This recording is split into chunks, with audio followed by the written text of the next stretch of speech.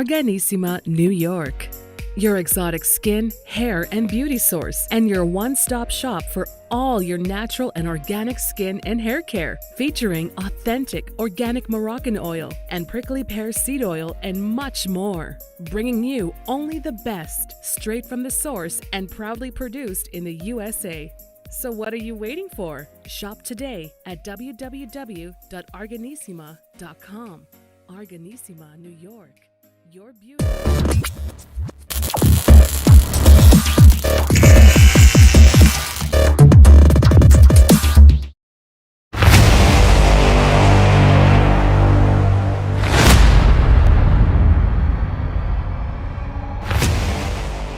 Folks, welcome back to the iHealth channel, iHealth Radio, with your host, Hurricane H. New day, new show, new topic.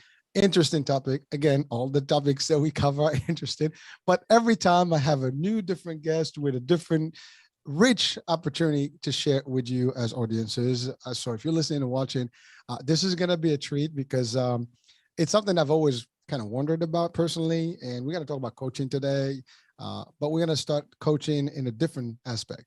And then coaching is a lot of things, and our guest today will break it down to us, in real details. So first things first, I want to introduce our guest, Jeff Seckendorf, and he is actually owner of UTD and the Unified Training Diving, right? Unified Team Diving, right? Unified Team Diving. That's it. I got it right this time. Awesome. but he'll tell us more about it. But he does scuba diving and as part of it. But we're going to talk about Parkinson's. We're going to talk about a lot of different things, and they're all important. And it's going to tie in fitness, health, you name it, coaching, training. So we're going to talk about a whole different concept and mash them up in one place. And his background is just so awesome. I mean, I was reading about his bio. I mean, Jeff, you've had so many things in your life, and filmmaking is one, and the instructor, and all different things. So again, you will give us a little bit about that. Let's talk about who is Jeff. What is your background? For audiences, they need to know a little bit about you and how it all started and how you got into scuba diving. And then we can get into the scuba diving business, the health part of it, the dynamics, the methodology, and then finally we get into the whole concept of Parkinson and coaching and training and all those.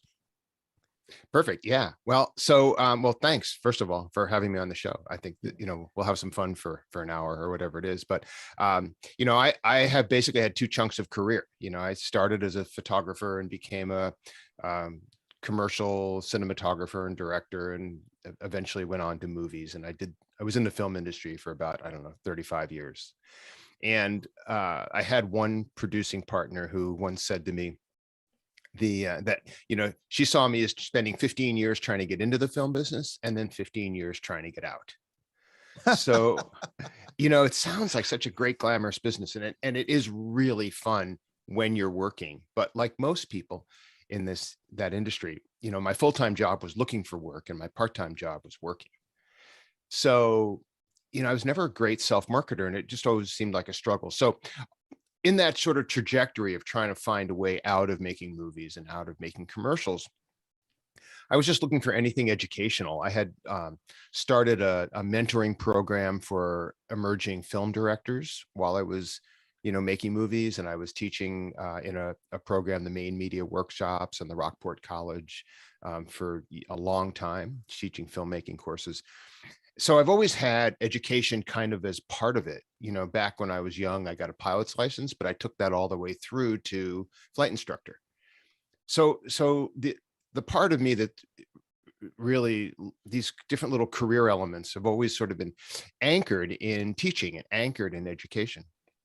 So when one of my old scuba instructors came to me and to make a super long story really short, basically said he wanted to start a scuba training agency from ground up, I was like, well, I'll help. And I really had no idea what that meant, but it sounded like it'd be fun. I liked to dive. I was a scuba instructor, and it sounded like it might be an education project, which was interesting to me. And that was 2008. So 12, 13 years ago. Where we built this company from nothing. And there's two reasons to start a company, right? You can start a company because you're super passionate about something, and you build a company, and then you just ram that program down the throats of your prospective clients, or you can start a company because you find a niche and you fill it, and that's easy. Well, we chose the first one. And we're passionate about it. It's an education program. It's a diving program. We found a new way to teach, in a niche in diving that wasn't filled, but it took a long time to ram this concept down the throats of people who would actually step up and participate. So it's been a slow growth. But 2 years ago, I bought out my partner and took the company on by myself. And so at that point, I was able to make some changes that really appealed to me. And one of them was to bring on a coaching model in scuba diving. So that kind of takes us up to yesterday. And then later, when in this conversation, we can talk about the Parkinson's thing, because that was a spin-off from it. But basically, that's where I am today. I'm running the scuba company. I'm running the coaching program for people with Parkinson's, and I'm having generally a pretty fun time every day.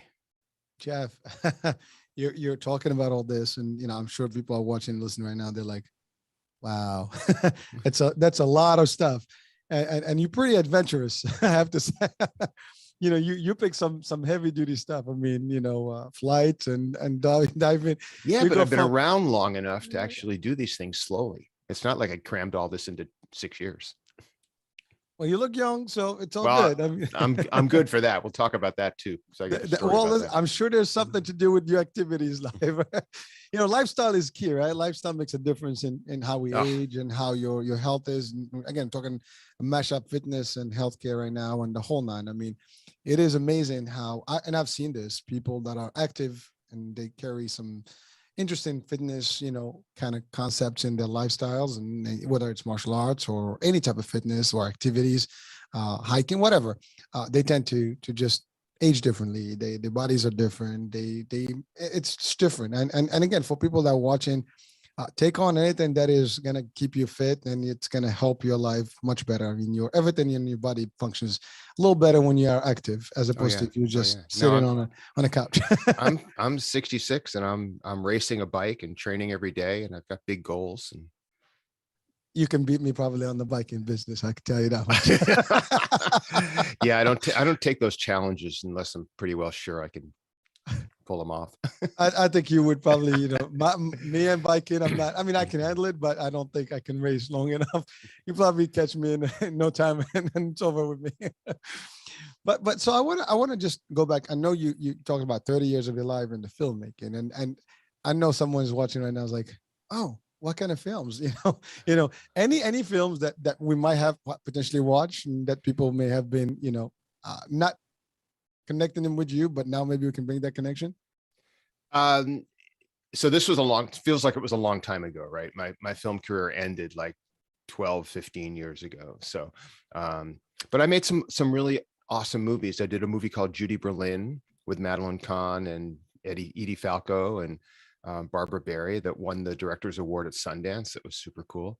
I did a couple of other movies around different parts of the country, and then I did a bunch of TV movies up in Vermont. And then the core of my business was that I shot and directed like close to 1,000 TV commercials over those decades. So there's probably not much left out there that anybody's seen, because I haven't really been doing it much, but I have kept a small hand in documentaries, which has been fun. It used to take me like 40 people and 6 trucks to actually make a movie. And now I go out with a camera and a microphone, and I'm really kind of enjoying this one-man band documentary thing. So that's been really fun. So I keep a little finger in it, but not much. Well, but again, you mentioned some, TV and some good movie and win an award. And that's great. And most people don't even understand the film business long enough to it's a pretty robust industry, and there's a lot of moving parts, and it's not an easy world. I mean, and you were in it for the longest, and that's pretty good. I mean, I'm personally honored, humbled. Oh, no. Would you hear? It's interesting. The job I did as director of photography, there's only one per movie, whereas if you're an electrician or a grip or something, there are 10 per movie. So it's easier to find work. So it was a tough run for me in terms of the time I spent looking for work. But there's no more fun in the world than being on set and making movies when it's all going, some version of going well. It's not ever going perfectly, but every day is a challenge. You're running a lot of people, managing all sorts of things, dealing with enormous amounts of money, and it's fun. And then, one day it was like, okay, I don't want to do this anymore. It was pretty simple. And I found a way out. And I think that's the key. I was able to come up with something that really interested me, that met, the blending of my vocation, avocation, overall interests, my desire to teach, and desire to learn more. And so it all kind of fell into place in UTD, in the scuba thing. Oddly, I mean, it turns out it was scuba. It could have been anything. Could have been podcasting, could have been brain surgery, could have been mechanics. It didn't matter. I kind of didn't care what the intellectual property was. I just kind of cared that it was an interesting educational project. And it is interesting. I mean, Yeah. you don't get a lot of scuba diving instructors and programs going out there. I mean, I know you go to the Caribbean, probably there's plenty. I don't know. You probably know more or less where all these hubs are and where you can get real, programs. But I mean, that's why we have you here. You'll get us closer to the adventure of scuba diving, and I definitely want to talk about your spinoff, which is the Parkinson's, component, which is a big deal. Yeah, and scuba for me is truly an education project, right? It's been a way for me to take a program that I think is really interesting and carve it and massage it into something that works really well for people overall. And that's really what the scuba thing has done for me personally. I mean, we've done a lot of good in the world by helping people become safe divers and having fun, but we are teaching a game. We're teaching recreation, we're not curing cancer, but it is fun, and it's fun in a really good way, and it makes people happy. So I'm good for that. Well, listen, the closest to diving personally is snorkeling for me. Yeah. It's great. You're in the water, you're having fun, but again, it's recreation, and it's a great experience. What we did with scuba, though, was the scuba industry traditionally over the past 20 or 30 years has very methodically dumbed down the quality of training and brought down the price and tried to get rid of the barriers to entry for scuba diving. But in doing that, of course, I think they've really sacrificed quality in education in exchange for, the marketing mill that they've created to just get people in the door, get them certified in, a weekend or 2 weekends, charge them a small amount of money and send them on their way. And in any project like this, be it scuba or whatever you're teaching or training, or you're bringing people, into new sports or adventures or whatever, retention is the most important thing to me, right? If you're going to give somebody your time as an educator, take their time as a student, take their money, and, give them some learning experience, my goal in all that is to make sure that they have some ability to retain what they've learned and utilize these skills. And so what's happened traditionally in scuba is that, these classes are, as I said, they're kind of dumbed down to a point where it's the bare minimum to make standards. And the holy grail is you get this certification card that says you can go scuba diving. And, to me, and to the instructor corps that we started, when we built UTD, it's never been that. It's always been, for us, let's go take the best training model that we can come up with. Let's not worry so much about price. We're not for everybody, but let's teach people in a way, in a methodology that makes them committed to a diving program, of team diving, of consistent diving, of safe diving, and all of this, environmentally sound, not touching the bottom, not kicking up sand and all that other stuff. So that was the model that we took. And in doing that, it forced us into this very small boutique company, which is awesome. We've got a few hundred instructors, and we've got, thousands of students worldwide, but, we're not a mill.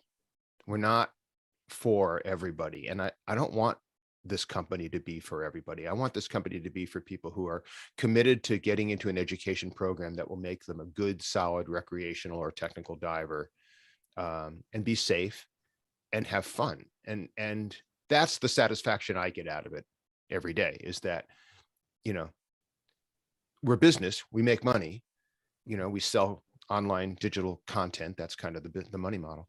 But I know that the students who are going through the system are really getting a huge benefit from it compared to other places they could go. Well, Jeff, thank you. I mean, and we'll dive in. Ah. Really, that's a good one. We'll dive into like I try to keep it in a theme here. No, that was good. That was good. We'll keep track of those. Yeah, we'll dive right through it. You know, in terms of like the program, the methodology and stuff. But I like the concept that you're talking about. You're right. I mean, and by the way, in almost every educational system, and I'm talking about all industries, right? You have the core ones that are actually very, very like core models, and they have very nice, robust programming. And you have the ones, to your point, the mills, they just want people in and out. And hey, you get a paper and that says that you've completed your course, done, you know, have a good day.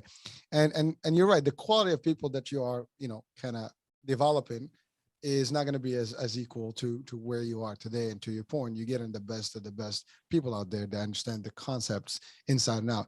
And diving, you know, and we'll talk a little bit more about it now, is not, you know, as easy as it sounds. Yeah, it sounds like get in the water, get some gear, and and that's it. It would be that easy. That would be like a simple prospect, but it's not the case.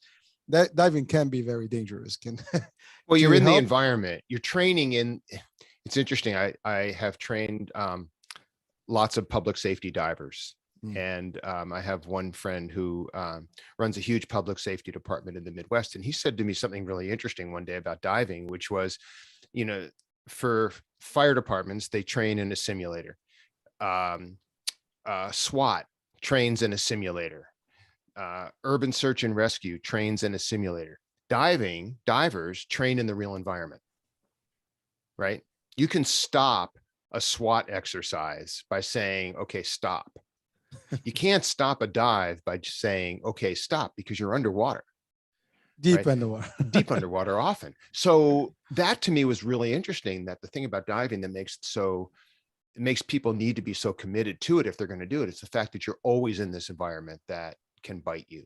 And our job is to make that environment as safe as possible. So you don't have this overriding thing where, you know, I could get hurt, I could get killed. That's not what it's about. But, you know, we also don't shy away from the fact that, you know, there are parts of diving that can be dangerous, and we do everything we can to mitigate those dangers by providing an education system that's, you know, robust. Mm-hmm.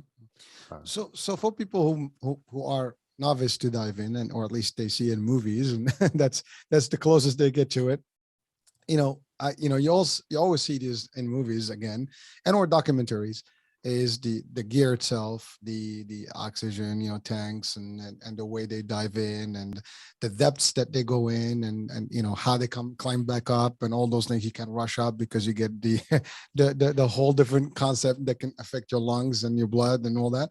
And so that's just what we know. I mean, if you don't mind, Jeff, let's just take us through what a basic, you know, dive is in terms of step by step, and what certain things that we should worry about and not worry about. And then let's take it to the program and the education piece that you actually give to the students. So there are two ways to look at that, right? Again, in this classical model that's been going on for many years, people are generally taught to use the scuba equipment and then get in the water and go for a dive, which is not diving. It's using scuba diving equipment. So what we've done is we've broken down what it takes to actually be a great diver. And scuba diving is based on the idea that you're neutrally buoyant in the water, right? You're just floating weightless in this environment that feels like there's no gravity, although of course there is, but it's just beautiful, right? You're just in this other world of three-dimensional movement in a way where you're supported on all sides, and it's really, really beautiful. And the magic in scuba diving is controlling yourself in the water. and being able to move slightly up, slightly down, left, right, forward, backward, and all of that.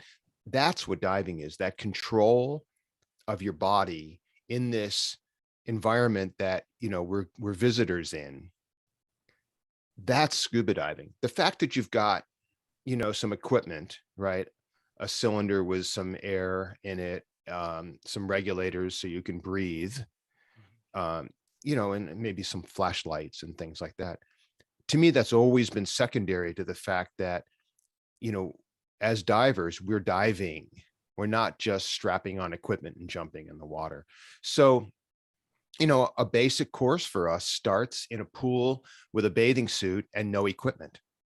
And you just, we teach you how to be neutrally buoyant just using your lungs.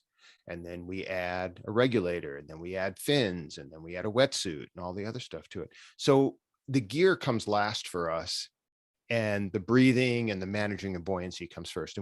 And what we do is we teach people to dive before they know how to use the diving equipment. And it's been remarkable that simple concept and that simple system has worked so well. And then we took that idea of let's teach people to dive, which has always been in a transactional class. It's always been in, 2 weekends or 4 days or 5 days or something like that. And, I'm like, what's the rush? And I feel like George Carlin. It's like, what's the rush? And it's like, why are you rushing through this to get this card, so you can go diving in 6 months, or you can do. And so I've been looking now for a long time, but again, when I took this on by myself a couple of years ago, it's like, how do I slow this process down? How do we get rid of the rush? How do we make the process the most fun part of diving, the learning process? There's a thing in sports, of course, called process versus outcome, right? The idea is if you do the process, your outcome becomes inevitable, right? So I race a bicycle. If I do the training that's prescribed by my coach, then my outcome is inevitable. I mean, we know my limits, we know my strengths and weaknesses, we know where I can go. And I know through the trust in the person who's coaching me that if I do what he says, I'll get an outcome. Now, it doesn't mean I'll win a race, because I can't control the outcome from other people, but I can control my own outcome. The way you do that is you slow everything down, right? And you just look at what's a reasonable time frame it takes to accomplish something, right? I'm training now for an hour record on the bike, right? I'm trying to set the 70-year-old US national hour record. How far can you ride your bike on a track in an hour?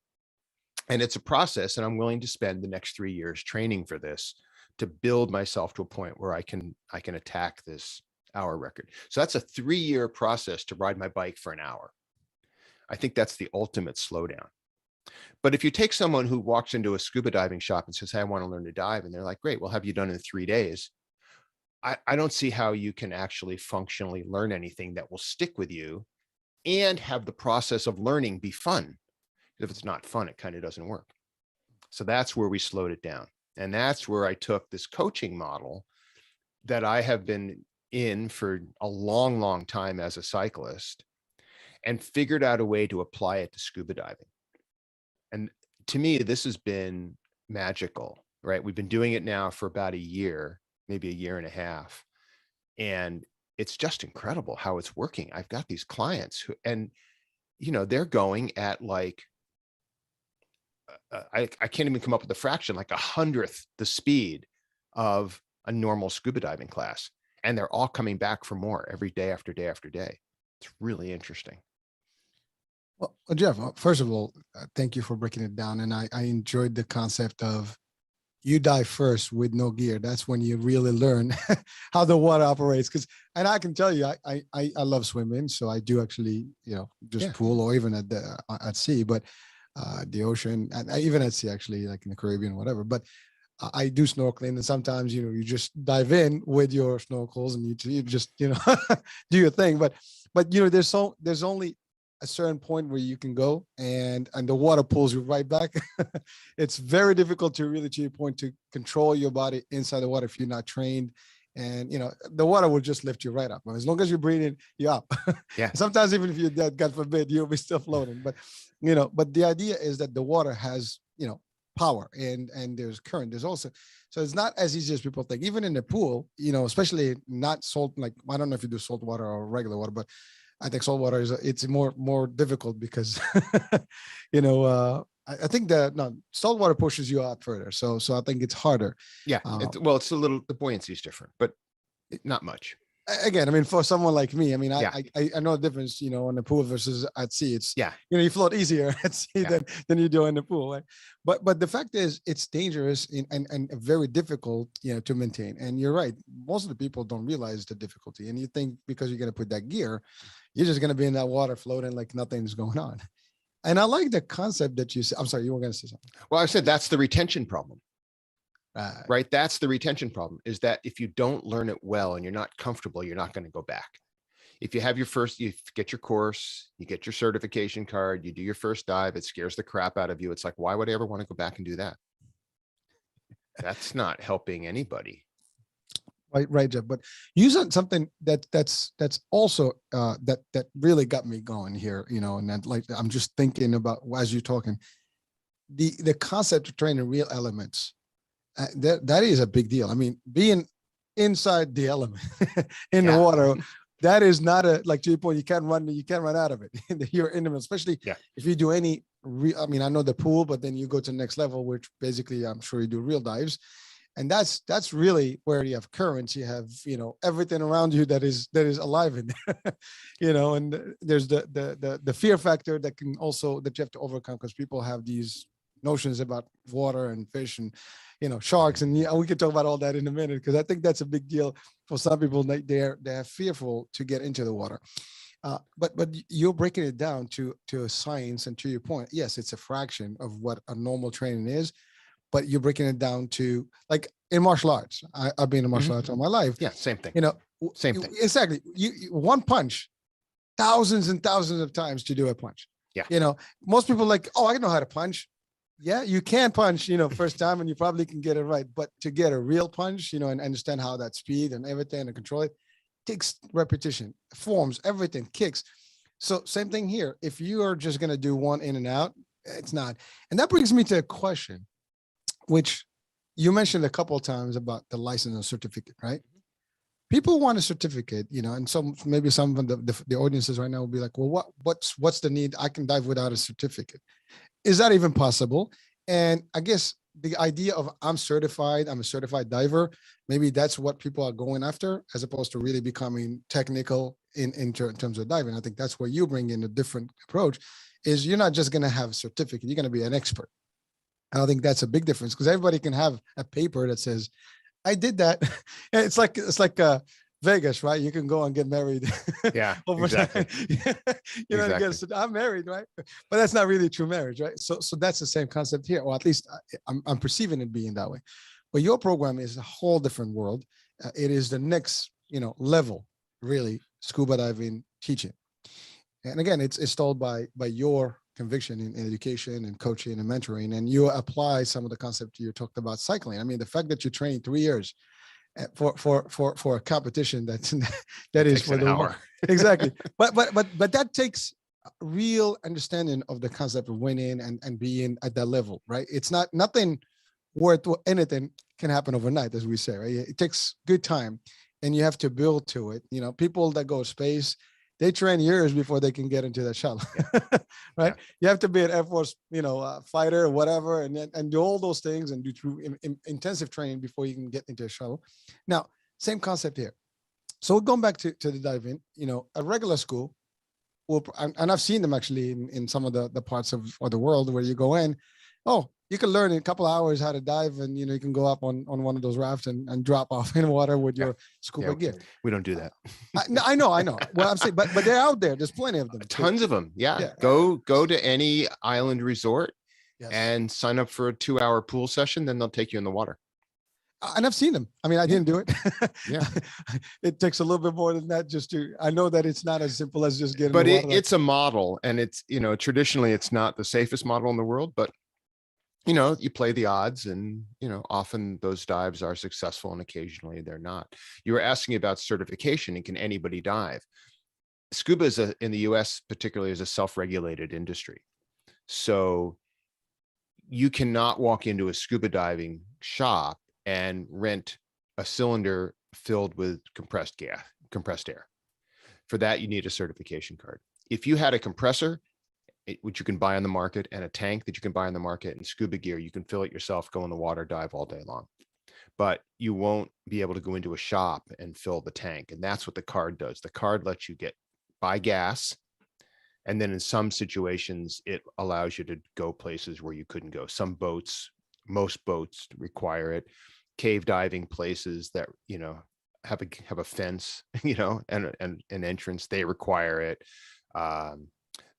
There are places where you need the certification card, but you just want to go dive in the ocean and you can buy your own gas or pump your own gas out of a compressor and buy your stuff. You don't need the card. There's no, it's not like the FAA where theoretically, legally, you cannot fly an airplane unless you have a pilot certificate.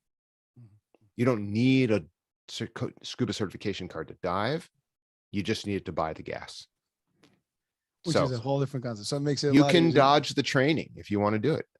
Right. I mean, that's how it started, 100 years or whenever it was, years ago. But is it wise? Well, probably not. Because now you're reinventing a wheel that has hurt a lot of people over the years.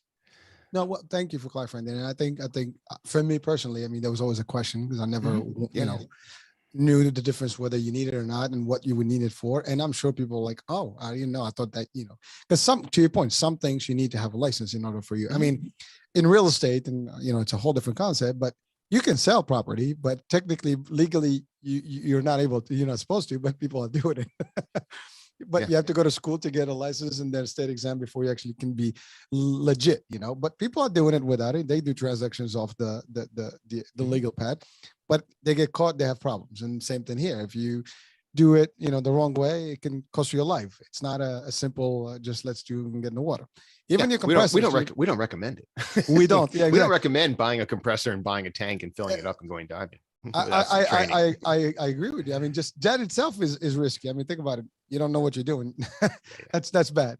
But so thank you for clarifying that. Now let's talk about, the health benefits, if you don't mind, or maybe like what, I know it's a very, there's work to it. The body has to do some work, and to your point, regulating the breathing, the stuff. Are there any benefits that people can, besides the licensing and all the stuff, and understanding the water, but like from a physical aspect, anything that's worth noting?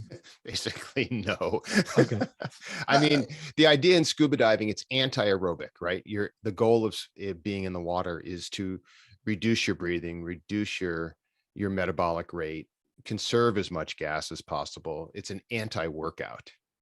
Now, I like anti-workout. The gear is heavy, and we're carrying it around, and we're walking into the ocean, and we're climbing on ladders and things like that. So a level of fitness really helps. Once you're in the water, what fitness does for you is allow you to control your body, be aware of it, manage your breathing in a really good way, things like that. But no, the idea, it's my wife and I both ride bicycles at a pretty high level, and she's hysterical because she's like all about I'll go scuba diving, but then I have to go work out, because it's just the opposite of anything fitness oriented. Well, you said, I mean, in the water, there's less gravity. I mean, there's gravity, but it's kind of weightless. And so it kind of makes it, but you're right. I mean, if you're not fit, you're not, it may be difficult for you to do the stuff you do. Oh yeah. No, I mean, I'm not saying you don't need a level of fitness to get in and out of the water and to manage breathing and things like that. But it's not an aerobic sport. It's not an anaerobic sport. It's not something we consider, I'd consider it a pastime from an athletic standpoint. On the other hand, I'm fit enough that I can get the tanks in and out. I can get people in and out. I can, I don't want to in any way imply that it doesn't help to be fit when you're diving, but it certainly is not a workout. No, And thank you for, because the reason I'm saying it is because people are thinking water, swimming, diving, one of the same, but it's not. Well, Yeah, no, I mean, I used to do triathlons. It's not like swimming, yeah, it's the yeah, opposite of swimming. right, It's yeah. just trying to be calm in the water, and not move and breathe consistently, but in a as controlled a way as possible. But also it's a, like to your point, it's a lifestyle. It's a whole, a whole new thing that people can experience. And you're right. I mean, it's beautiful when you go under the water. I Oh my mean, God, we've gone such cool yeah, places yeah. through scuba diving. I mean, we've again, my wife's a great diver, and we've traveled, Egypt and Mexico and Caribbean, and all these amazing places to go. And I've taught, Philippines and Korea and China, and it opens doors Mm. that may not normally be open because you're of these destination trips that are just magical. I mean, they're magical to be able to go to some of these, exotic or semi-exotic areas, and put on a tank and go see what the world's like underwater is just incredible. I mean, you're a guest in these places, and you know, if you treat it with the consciousness of a guest, Mhm. and you just experience what's there to be experienced, it's a really powerful way to embrace traveling and a travel lifestyle. And it's great. And at the same time, I can drive 10 minutes from my house in San Diego and do beautiful shore dives. I mean, we have kelp and amazing wildlife and beautiful formations and little reefs, and so you can dive anywhere. Well, and you coming from a film and photography, I mean, I can just imagine what you do underwater and taking some nice little, shots out there. I mean, it's pretty cool stuff that you see in camera when under the water. I mean, Yeah, I that's not totally my thing, but oh, it's I'd assume that you yeah, would no, you no, would no. I use that sort of background. separate that part of my life from the rest of it, um, but no, it's amazing. I mean, people live for photography underwater. They live for cave diving. They live for diving in, you know, ocean wrecks. I mean, there's a million things you can do in the water that are incredible. But you are training these people to become professionals so they can do those things that they love and be effective, do it to the next level. Yeah, I'm training instructors to Yeah, to right. be able to provide that service and that experience to their students. And again, we're doing it in the methodology that we've created of this, team diving, buoyancy first, take care of the ocean, don't go fast. I love it. So let's talk about that. You are training the trainers. You are Yeah, taking the people that want to be diver, teachers yeah. or trainers, and certifying other people like me, the common folk Mhm. who just wants to learn how to dive correctly. So you're giving them a formation that is lasting, for a period of time, not 2 days, not 2 weekends, but really showing them every rope that they need to know and every single aspect of safety and technical, difficulties and ease at the same time that they should be able to, when they train somebody, you know, they're guaranteeing that they're going to give them the best of the best opportunity to actually be in that element and be able to run a nice dive correctly and safely.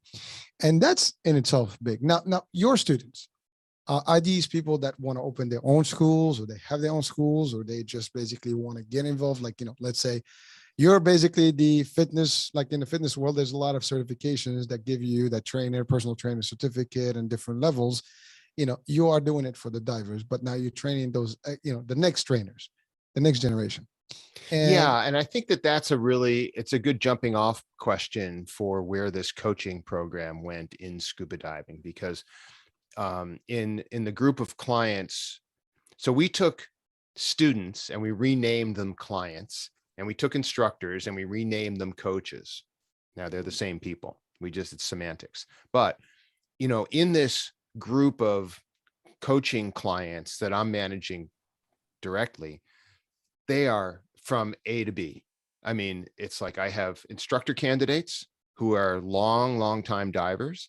I have technical divers who are or people who are becoming technical divers, and I have divers who have 20, 30, 40 dives and just want to get better.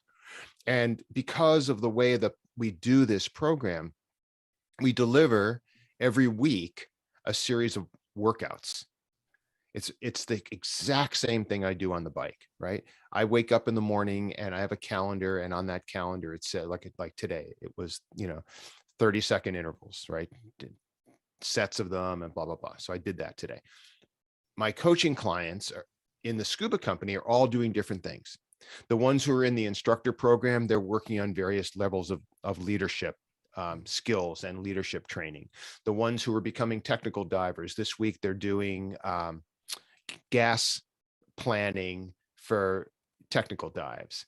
The one of the clients just got a dry suit, so he's going through the dry suit training program, and all of these people are working remotely with me. And then they, for their skills training, they shoot video of themselves and we critique it, and then they dive together or with local buddies and utilize the skills that they're learning there. Now, we're not certifying people by the internet, of course, but we are doing the academic program, the peripheral program. And because we're going so slowly in this, these are programs that take months instead of days, that I program onto their calendars crazy stuff like podcasts and different video things and exercises, and do a lecture on blank, here's your homework for the week, and things like that.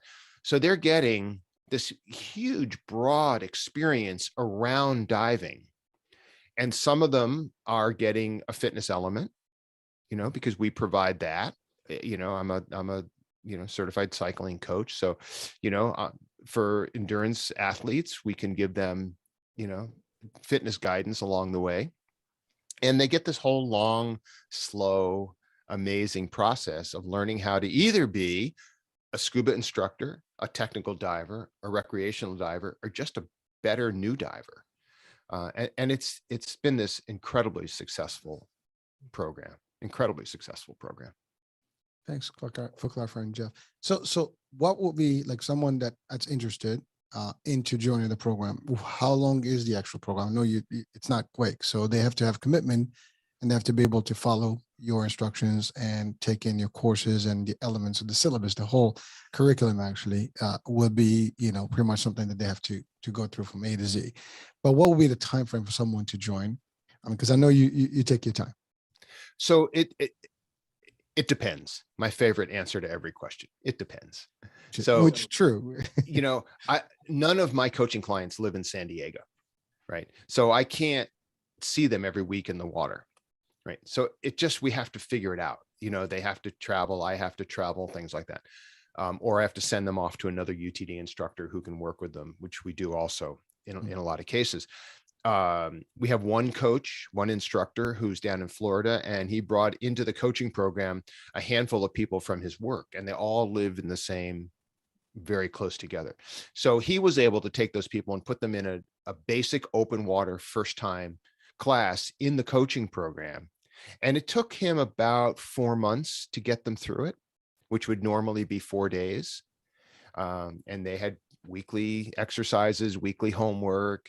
They did pool sessions every week or two, and then they went off and they did the ocean dives together. So it's a very malleable system. My bike coach is in Colorado. I never see him. I talk to him all the time, but I never see him.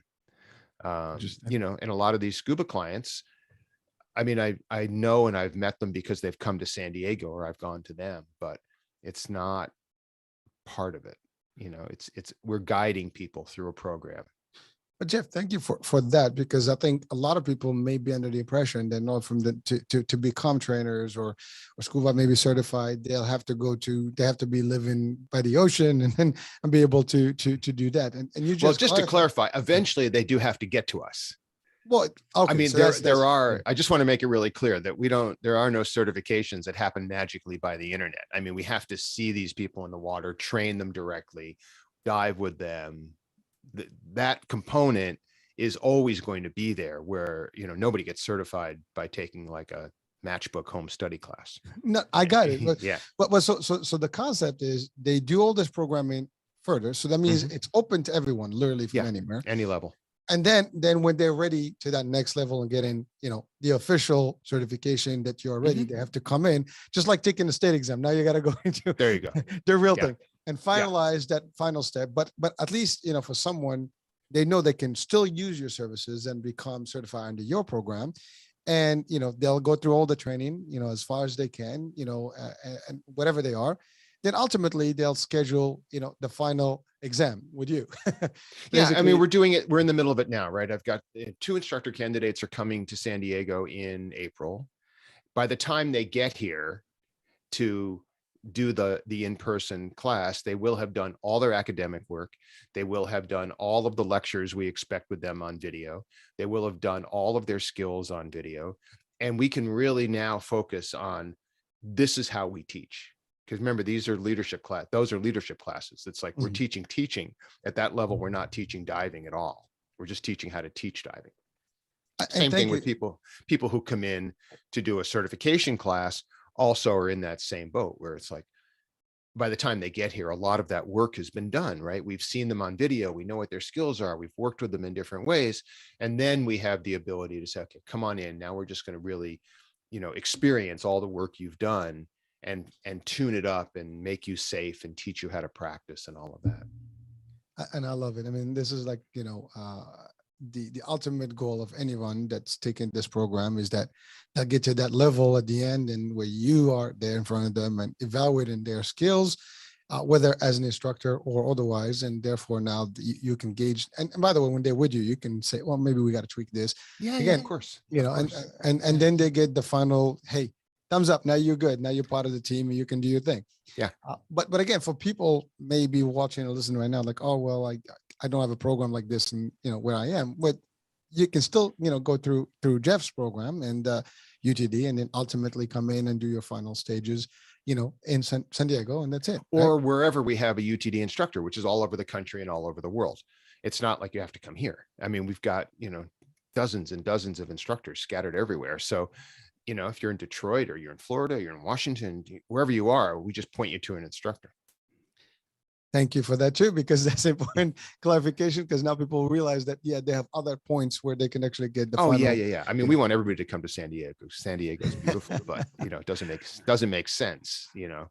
For leadership, it does, because there aren't that many instructor trainers, but for diving, we're everywhere.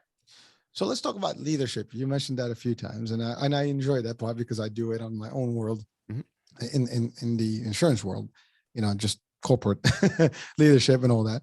But that's a big deal. I mean, not everybody can. I mean, you can learn the skills, but doesn't mean make you a good teacher and a good leader. And unfortunately, that's a very common thing. Like people, like, I know the skills. I can teach this. I don't think that's valid, and I'm sure in your world is the same thing. So let's talk about that for a minute. How do you define leadership? Yeah. So, leadership in an educational world is really only about communication. It's just, how can you communicate? So classically, we define education as creating a change in behavior of your students when you look at it at that level. And then beyond that definition, the caveat is it only works if they can retain the information. We've talked about this a little bit earlier. So you have those two things. How do you make a behavior change in your student, whether it's teach them something new or refine some skill they have or expose them to the next level of something? And as an instructor or teacher or trainer, how do you make sure that they have the information presented to them in a way that they can retain it? So there's a Socratic principle, Socrates, who basically said, I'm paraphrasing because he's long dead, is that the teacher can't teach the student anything unless the teacher and the student already know it. So this is, to me, has always been a fascinating tenet, that in order to communicate something effectively, you have to be able to have some common ground with that student. Like, I could talk to you about scuba all day long and talk to you about, bubble mechanics and Boyle's law and decompression elements and all this other crazy stuff. And all you're going to hear is blah, blah, blah, blah, bubble, blah. It's not going to make any sense. But if I break it down and I say, hey, do you know what decompression illness is? Well, no. Well, have you ever heard of the bends? Oh, yeah. Mom told me if I Get in the pool after I eat, I'll get the bends, right? Okay, so the bends, what's the bends? Well, the bends is a slang word for decompression sickness. Okay, what's decompression sickness? Well, decompression sickness or decompression illness is this thing where when pressure is reduced, the chemistry in your body. Anyway, once we go backward far enough to find common ground, then we can drive a conversation forward in a way that makes it stick. So to me, all of communication in leadership, in training the trainers, in all of that is giving an instructor or an instructor trainer the tools to understand how to make the change in behavior work and how to make it stick, how to get the student to retain it. And you can teach that in a day. This is not complex. You know, I've always thought there are no natural teachers. You know, everybody says, oh my God, what a natural, amazing teacher that is. I don't think there are natural teachers. I think there are passionate teachers and committed teachers, but this transfer of education, this transfer of knowledge is a skill, it's a craft. Anybody can learn it.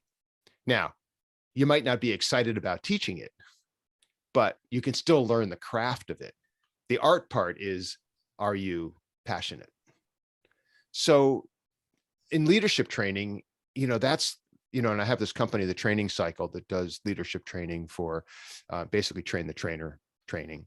And that's really what we focus on. We focus on these few core skills, the craft of presenting information. And from that, then people can just take this and apply their own intellectual property. It's kind of intellectual, it's like IP independent or agnostic, you know, and I don't care, you know, what you're teaching, it doesn't matter. The techniques of getting the information across are all the same. And that's the same for when I teach scuba instructors. In the old days, when I was teaching flying instructors, it was the same for that. It's the same for corporate trainers. You know, all we're doing is we're giving skills in a workshop format that people can then take and run with. No, but thank you, Jeff, because that is a big, you know, I love the way you broke it down, because people who have been exposed to instruction or training, you know, in general, they can even, that's why sometimes you get the surveys like, well, how was the training? And sometimes you have multiple trainers that come in and each one of them gets scored differently, although they probably give the same content. Because again, the style and the passion, and so they have the same formula. They all have the same PowerPoint. They all have the same rules. That's the same, you know, content, but it's how you bring it down, how to bring, to your point, finding that common element with the folks. Make sure, I mean, do you agree with this, Hurricane? Do you agree that do you think there are natural teachers, people who are just born to teach and magically know how to do it? Because I have this argument with people. Some people disagree with me like vehemently about this. I would not disagree with you. I think that people can be trained. Teaching can be trained. You know, this is not something that is the drive for it. That's different. Yeah, that's different. That's what I'm saying. You know what I mean? Yeah. You know, I can teach anyone. I mean, that's why we have trained the trainer as a common theme across all the globe. I mean, yeah, you can train people to train content, but can you make them good trainers? That's a different story. Can you make them passionate trainers? Can you make them the best at what they do? Can you make them likable?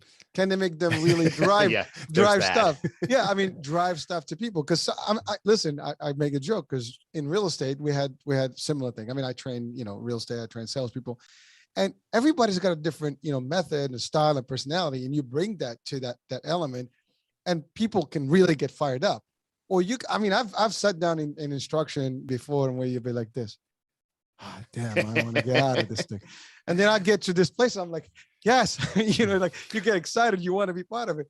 And that's because the person in front of you either is going to drive that energy or it's going to be totally dead. And that's something you cannot teach. No. You see, now you can teach the course, you can teach the whole prep, but it's individualized. And to your point, that's something that needs to be you. But can you teach people to teach? Yes. Can you make them? It's not, you're right. And so listen, I guess you and I will probably be debating with the other guys. Because I tend to agree. And you know, it's funny because not like there's a lot of teachers out there, right? And you know, we all had to go through school in our lives, and you've got your preferred teachers and the ones you didn't like. And they all are qualified to teach, but they're not all driving the teaching and getting the people to love whatever they're teaching. That's the other thing. You want when you teach something, you want people to really embrace it, to become part of it, to love it, to want to do it. And that's what makes them learn it. If I make you hate something, you're never going to learn it. Oh yeah. My very first job in high school, like 2 days after I got a driver's license, I went vacuum cleaner selling door to door. And the guy who trained this class was so excited about vacuums. He got this class so worked up that we went out to save the world by selling vacuums and giving away steak knives to get in the door. But it was this passion that he had. And, anybody could, plug it in here, turn it on here, clean the house. But he had this way of being way beyond the content. And, we're a bunch of kids. We're 17, 18, people looking for something to do. And, he made a little class of very militant, aggressive, but powerful vacuum cleaner salesman back in the day. It was my first experience at how, anybody can teach, but the passion that comes with it can be very, very unique. And you're right. It's funny. I'm going to go back to the real estate. So in that world that, when I used to teach realtors, like through the licensing course, you go through a whole bunch of real estate law and stuff, but then you want to, my angle was always to kind of put it together in perspective, meaning that I'm not just teaching them the textbook, and there are instructors that literally just read from the book, say, this is what the law says, this is the answer. I like to put it to real practice. And sometimes I give them real scenarios. And one of the things that used to be like fun is that when we talk about some agents that actually take people on tours, like they take people to see houses, and they just stand there, it's like, here's the kitchen, here's the bathroom, like the people cannot figure out that this is the kitchen. Seriously. Yeah, right. Here's a fireplace. Oh, really? I thought that was the TV. You gotta know, like, you gotta make them feel what that is.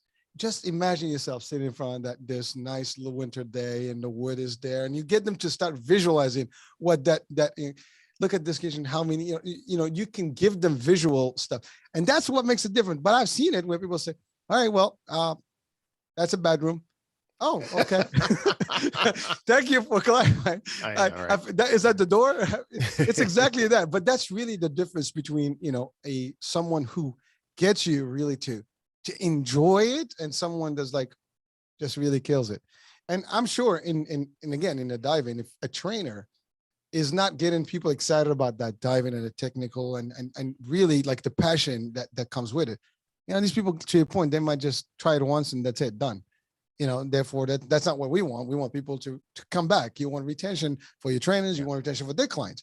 Retention is key. But if you don't, even customer service in general, if you talk to someone like, how can I help you today? Damn. Yeah. Now in scuba, we're really lucky because the people who do come to leadership in scuba are pretty passionate. I mean, or they wouldn't be putting themselves through all this. So it's rare we get somebody who's like, there's a bedroom, there's a fireplace. That usually doesn't happen in scuba. But on the other hand, in corporations, it happens all the time because people are just promoted to trainer because they're promoted to trainer.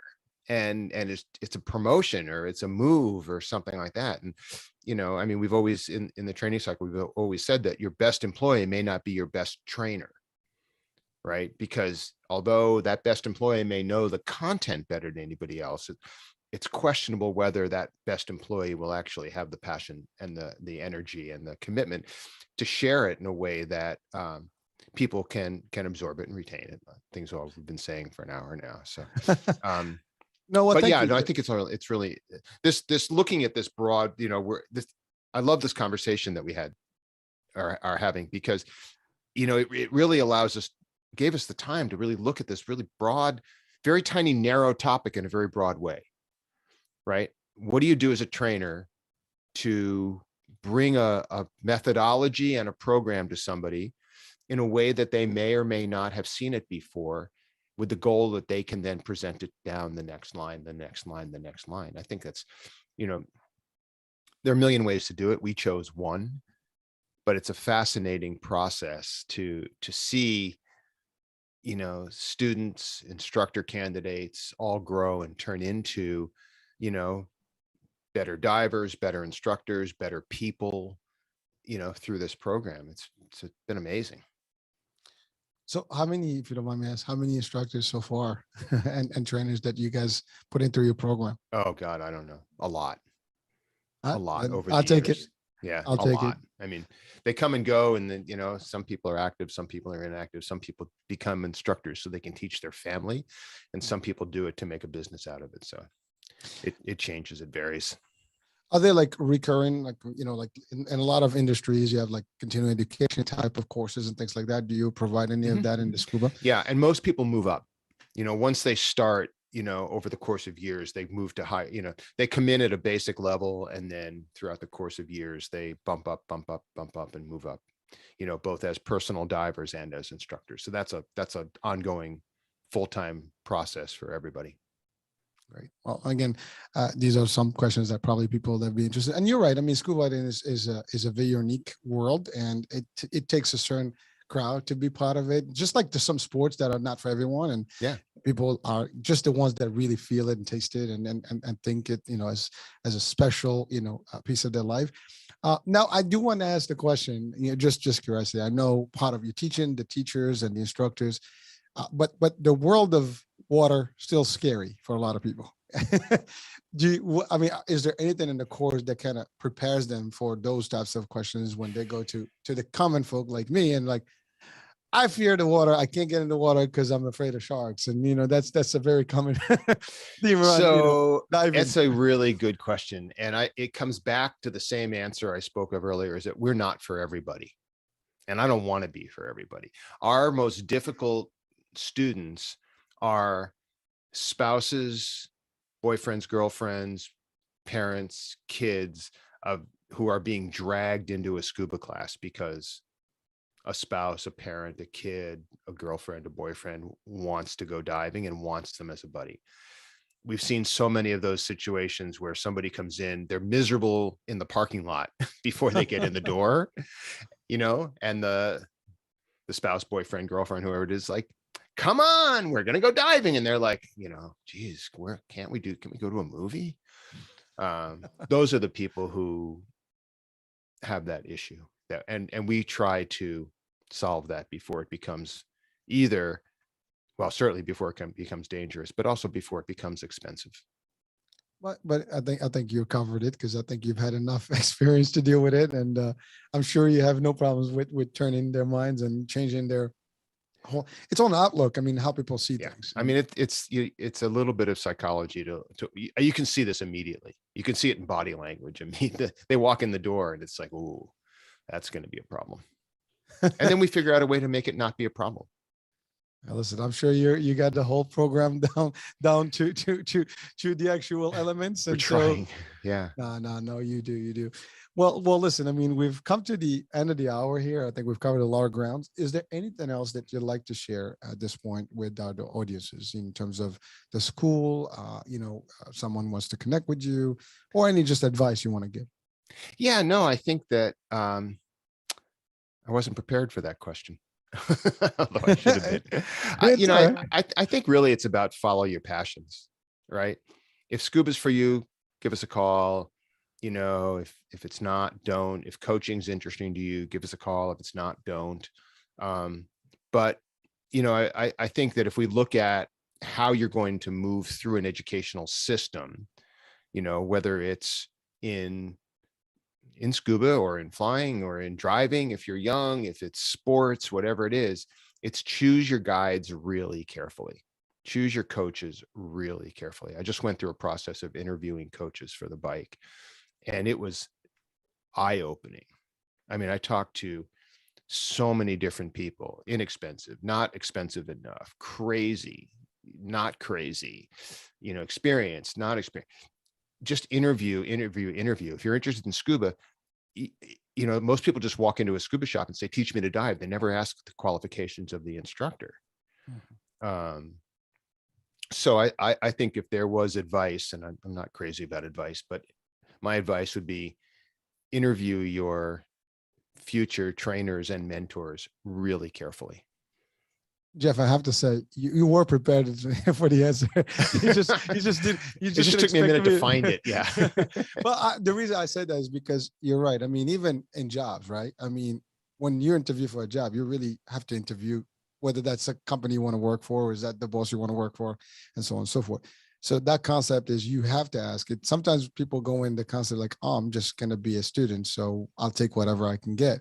But no, you have options, and you're right. If you want the best, you want to look for the best and do your due diligence. So I think Yeah. your answer is perfect for people that are interested in this. You want to get it from the best, and do your work. Find out. And to your point, interview. Find as many people that you can get in front of, and eventually evaluate which one will be your best deal and possibility. So Well, it works on both sides too. I'll just leave you with this: the coach that I finally chose for the bike, which is just recently, we were talking about this, and he was like, I would have been more reticent to take you on had you not interviewed all these different people and then chose me, right? As opposed to hearing about me and choosing me without like looking around. So none of us who teach should be in any way reticent about having you go interview competitors.